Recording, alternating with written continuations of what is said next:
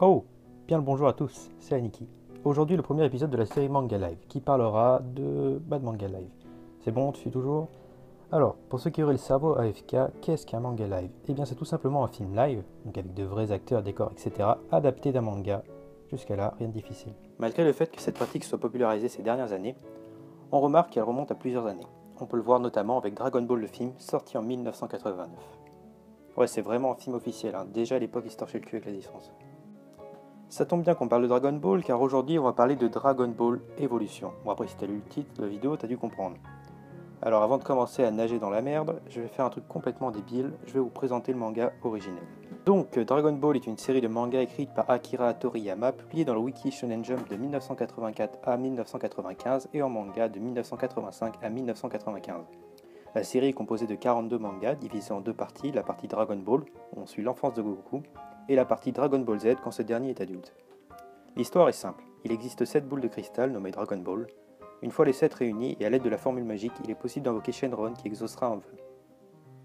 On suivra donc les aventures de Sangoku, qui vivra diverses péripéties en sauvant le monde plusieurs fois avec l'aide de ses amis et des Dragon Ball. Maintenant que la mise au point a été faite, on va parler de ce qui nous intéresse le plus, c'est-à-dire le film.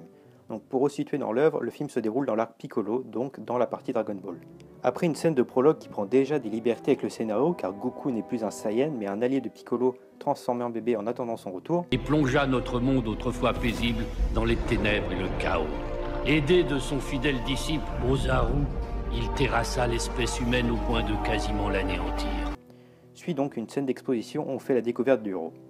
Et stop. Ok, le film a commencé depuis moins de 5 minutes et c'est déjà du n'importe quoi. Déjà, premièrement, Goku dans le manga et Goku dans le film. Y'a rien qui vous choque? Et deuxièmement, c'est quoi cet acteur? Sérieusement, y a moyen de trouver moins crédible? Je suis sûr que le chanteur de Tokyo Hotel, il aurait mieux incarné le personnage. It's over 9000! Et puis, troisièmement, c'est quoi ces décors? Tu vas me dire qu'on les grille pas les fonds verts là? Alors personnellement, je suis pas contre l'adaptation d'un manga en film live, seulement c'est important que le film soit en cohérence avec l'œuvre à travers ses personnages et son univers. Et dites-vous bien qu'on n'est qu'à la première scène du film, si on regarde bien le reste du casting, c'est pire. Je vais prendre un autre exemple. Vous voyez cette actrice? Vous la reconnaissez? Non? Et pourtant c'est Bulma, regarde, elle a une mèche bleue. Là, regarde encore plus près. Là, juste là. Un autre exemple, je vous laisse quelques secondes pour deviner qui c'est. Alors? Toujours pas? C'est tout simplement Tortue Géniale. Ouais, c'est bien lui. Sincèrement, ça leur demandait trop de travail de trouver un mec chauve avec une barbe. You are the only one who can do it. Do it! Just do it! Autre exemple pour montrer la débilité de l'univers. Au lieu d'avoir un Goku qui, comme dans le manga, vit seul dans la nature en se nourrissant de monstres plus dangereux les uns que les autres. Ici, Goku suit des études dans un lycée et se fait bolosser par le beau gosse du campus avec sa voiture tunée. Mais sérieusement là, c'est un choix scénaristique. À chier certes, mais un choix quand même.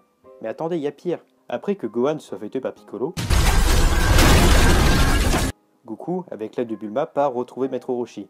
Une fois l'avoir trouvé, il l'informe donc que dans quelques jours c'est la fin du monde et qu'il faut vraiment se bouger le cul. Je suis le maître des tortues! Roshi l'invincible!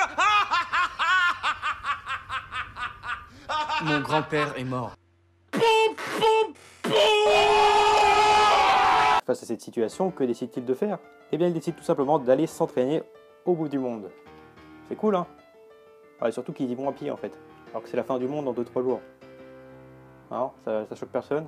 Bon, c'est pas grave, je continue. Donc, une fois arrivé là-bas, ils décident que c'est de la merde et qu'ils vont passer par un autre endroit. Une fois sur le chemin du retour, ils tombent dans un piège qui nous permet de découvrir Yamcha. Ouah, c'est laid! Hello, darkness, my old friend. Alors que Maître Roshi a la possibilité de sortir et de défoncer Yamcha pour pouvoir s'échapper, il décide d'attendre la tombée de la nuit pour le faire. On comprend donc en moins de 10 minutes le problème de ce film, c'est qu'il a été fait uniquement pour l'argent. Le film a coûté pas moins de 45 millions de dollars. Ouais, 45 millions de dollars, c'est juste énorme. Surtout quand on voit que le film est bourré d'incohérences et de faux raccords. Je comptais au début traiter l'ensemble du film, seulement toutes les erreurs que je vous ai montrées sont présentes à chaque scène. Le pire dans tout ça, c'est que le film a extrêmement bien marché au box-office et a rapporté pas moins de 57 millions de dollars. Et du coup, je trouve ça un peu triste qu'un film basé sur une saga, une série aussi bien que Dragon Ball soit aussi mauvais.